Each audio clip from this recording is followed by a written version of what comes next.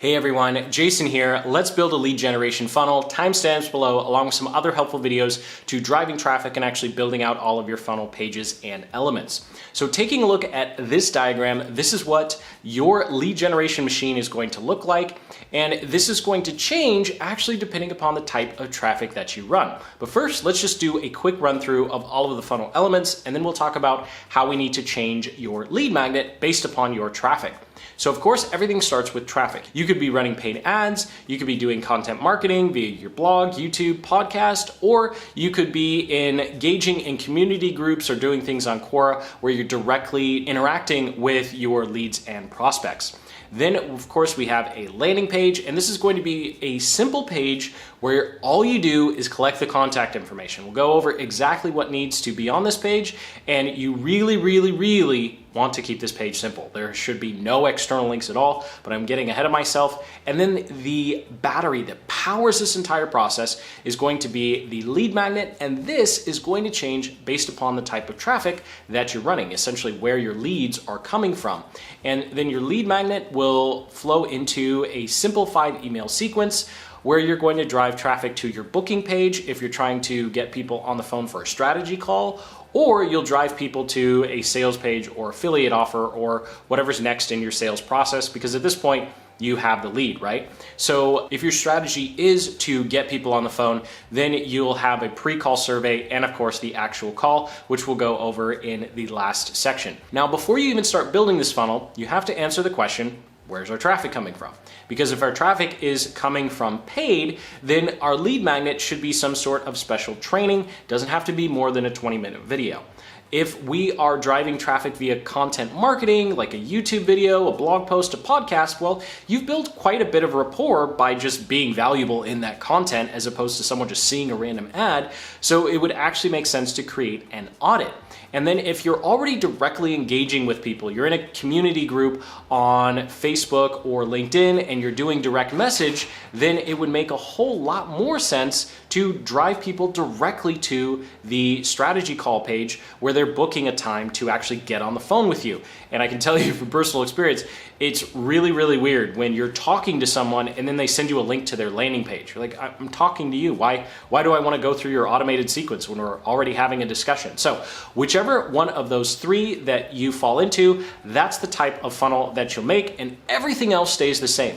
Now, of course, the next question I get a lot is, well, what about software? And the good news is you don't need any complex software to make this happen. I will actually leave a link in the description to my favorite email marketing software, MailerLite, because you're going to be able to build your landing pages and run some email automations using their free plan, unlike some of the other services out there, although ConvertKit and GetResponse are awesome as well. And then, of course, for your booking, you can either use Book Like a Boss, or I recommend using Calendly because they do have a free plan. And with those software questions out of the way, let's go ahead and dive into the important part, which is going to be your lead magnet.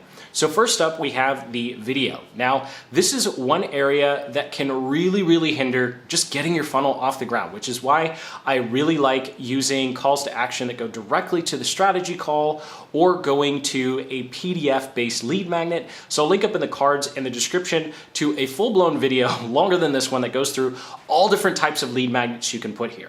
Now, the one I recommend starting with, even if you're running paid traffic, just to get your funnel off the ground, would be an audit. And all an audit is designed to do is to magnify the mess that is in front of someone, right? So they're trying to achieve a result. They're trying to overcome a roadblock, they being your prospect. I realize I forgot the noun in there. So when you're thinking about your ideal customer and the problems that they're having, the roadblocks they're trying to overcome, what they're trying to achieve, you want to think about how can you be helpful to them now so they're much more likely to hop on the phone with you or purchase your product or service. Because if this audit, if this training video that you create isn't actually valuable and most importantly actionable, then your sales process is going to be a whole lot harder.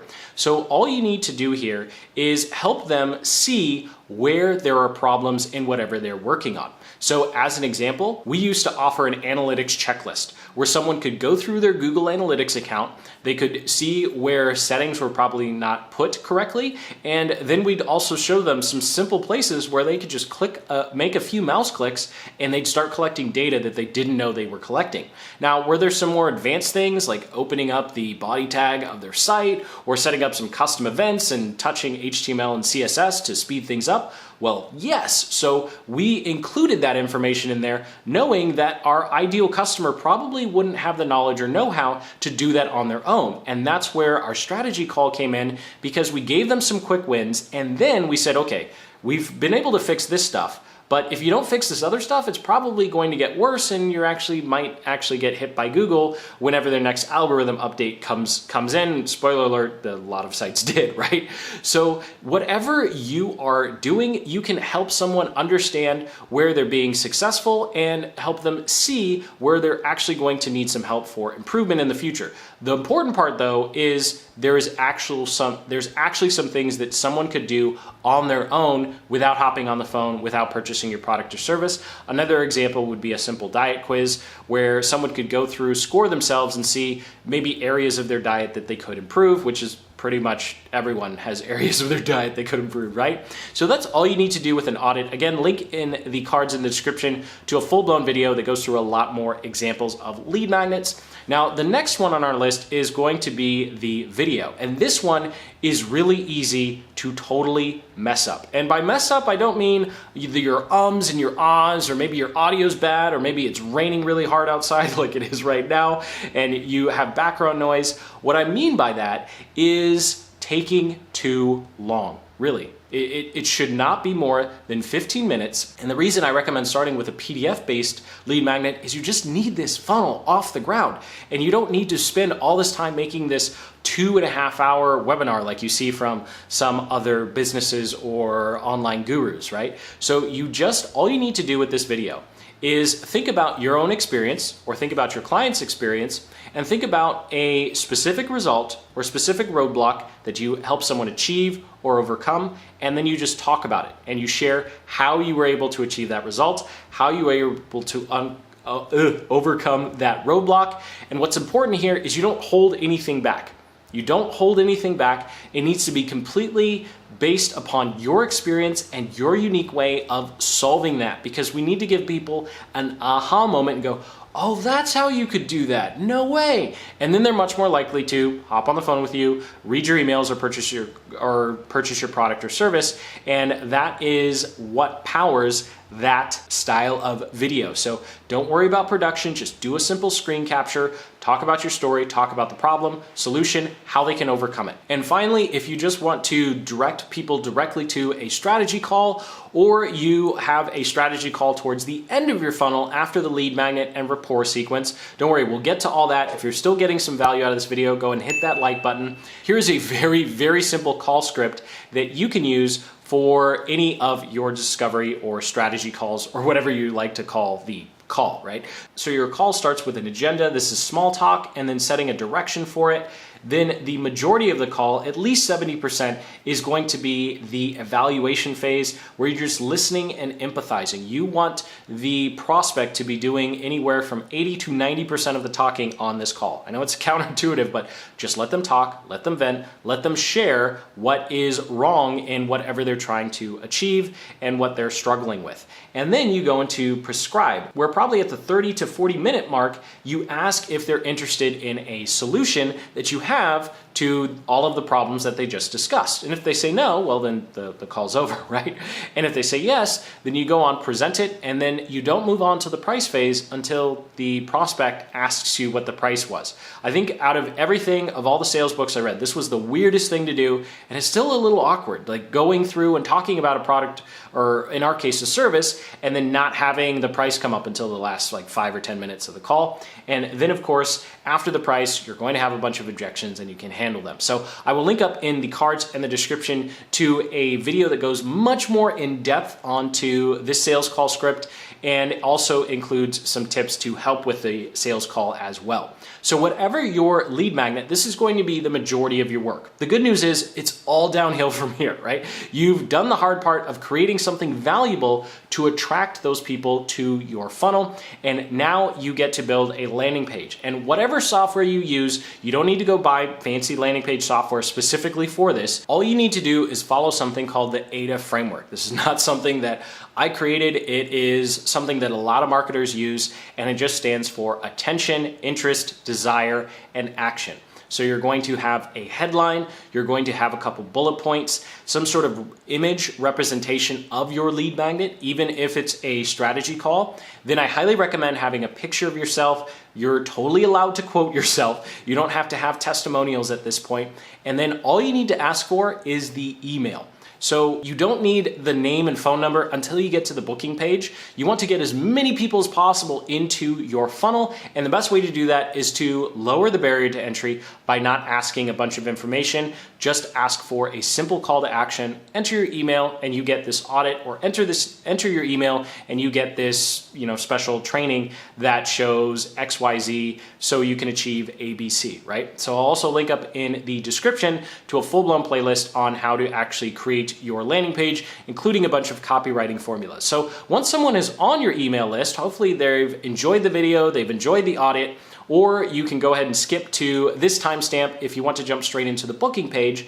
Then they're going to be put into a simple 5-email sequence where you essentially talk about the problems that they're having, how you can be helpful, and how the lead magnet is actually going to be their first step on their path to success and overcoming their roadblocks. So you definitely need to build up the value of the lead magnet in the first and second email. And then these other emails, you can focus on getting people to either your sales page or more likely your booking page, where you start talking about how you can be more helpful and you want to be more helpful. We should just jump on the phone for a quick call to see how we can be helpful to you. And that's all the calls to action you need. You're probably going to do most of the calls to action in the PS section.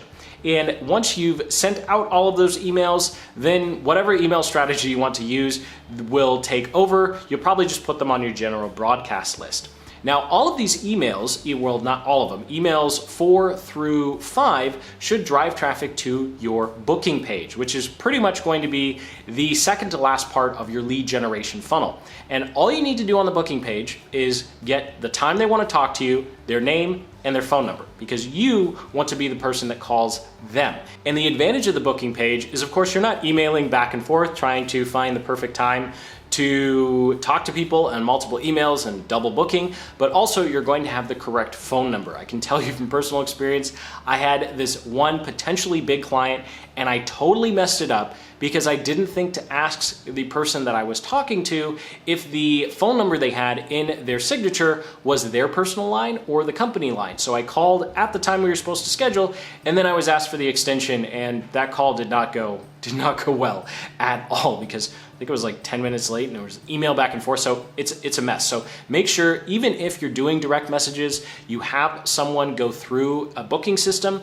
And of course, the third advantage is you're going to be able to redirect someone right after they book with you to a pre-call survey. And this is where you want to pre-qualify people. So up until this point, you're pretty much trying to take anyone under the sun you think might be a good fit.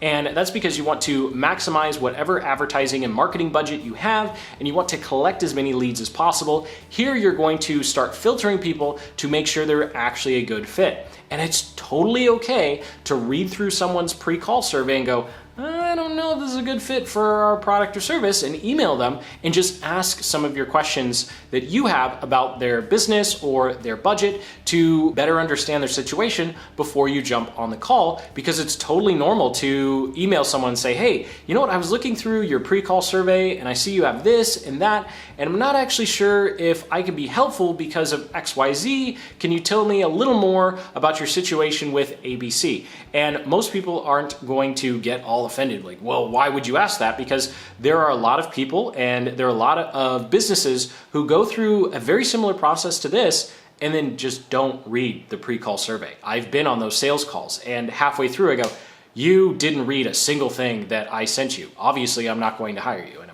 of course I didn't. So you can actually really stand out by just simply reading that. And all that to say, it's okay to email someone and say, I don't think I can actually be helpful because of your situation or because of your limited budget. Just be a lot more tactful than saying, I don't think you can afford my service, right?